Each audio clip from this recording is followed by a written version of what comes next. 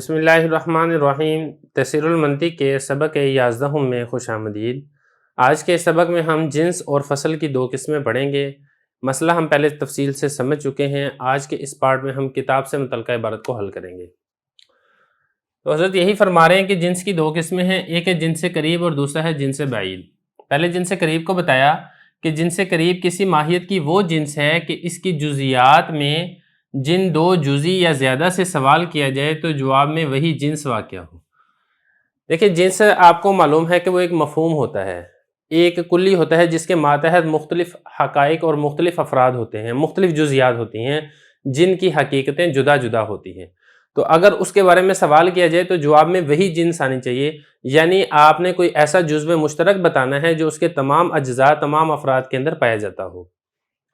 جیسے حیوان انسان کی جنس قریب ہے کہ حیوان کے افراد میں جن دو یا زیادہ سے سوال کریں گے تو جواب میں حیوان ہی ہوگا، کیونکہ حیوان ہی ایک ایسا جزو مشترک ہے جو اس کے تمام افراد و جزیات کے اندر پایا جاتا ہے۔ انسان میں بھی پایا جاتا ہے، بکر میں بھی پایا جاتا ہے، غنم میں بھی پایا جاتا ہے، فرس میں بھی پایا جاتا ہے۔ تو ہم یہ کہیں گے کہ حیوان انسان کے لیے جنس قریب ہے۔ دوسرے نمبر پر ہے جنس بعید۔ کسی ماہیت کی وہ جنس ہے کہ اس کے افراد میں سے جن دو یا زیادہ سے سوال کیا جائے تو جواب میں اس جنس کا آنا ضروری نہیں، کبھی تو جواب میں آوے کبھی دوسری جواب میں آئے۔ جیسے جسم نامی انسان کی جنس بعید ہے کہ اگر انسان فرس اور درخت سے سوال کریں گے تو جواب میں جسم نامی آئے گا، اور اگر صرف انسان اور فرس سے سوال کریں گے تو جواب میں حیوان آئے گا، جسم نامی نہیں آئے گا۔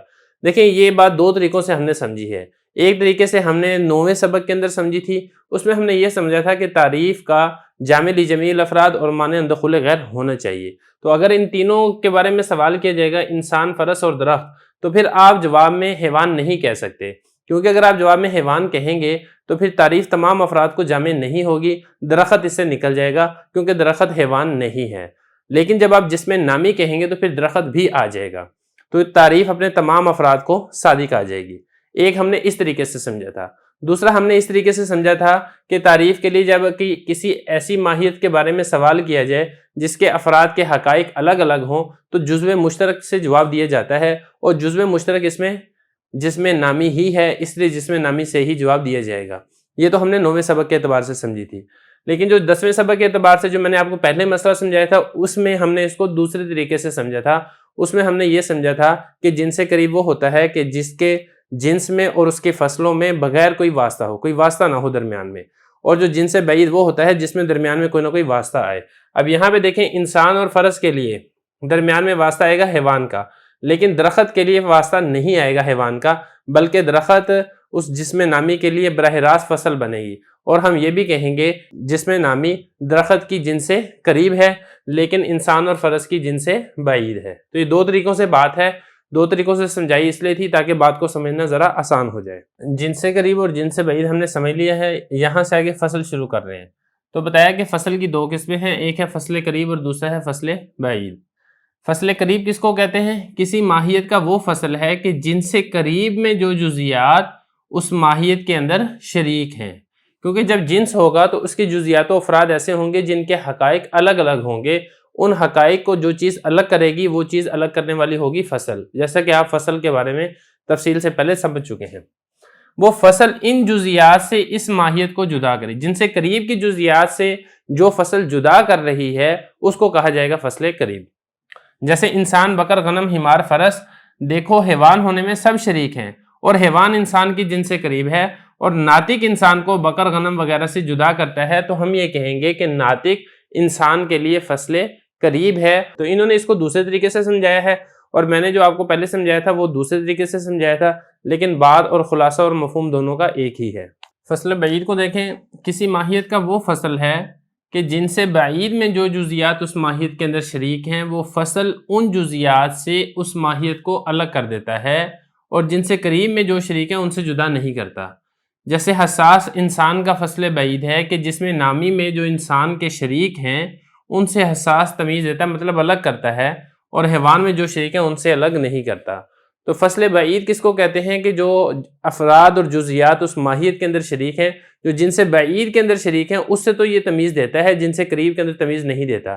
میں نے جو آپ کو بتایا تھا، میں نے آپ کو یہ بتایا تھا کہ اس کے درمیان میں جن سے قریب کا واسطہ ہوتا ہے، پھر اس کے بعد آگے جنس بعید ہوتی ہے۔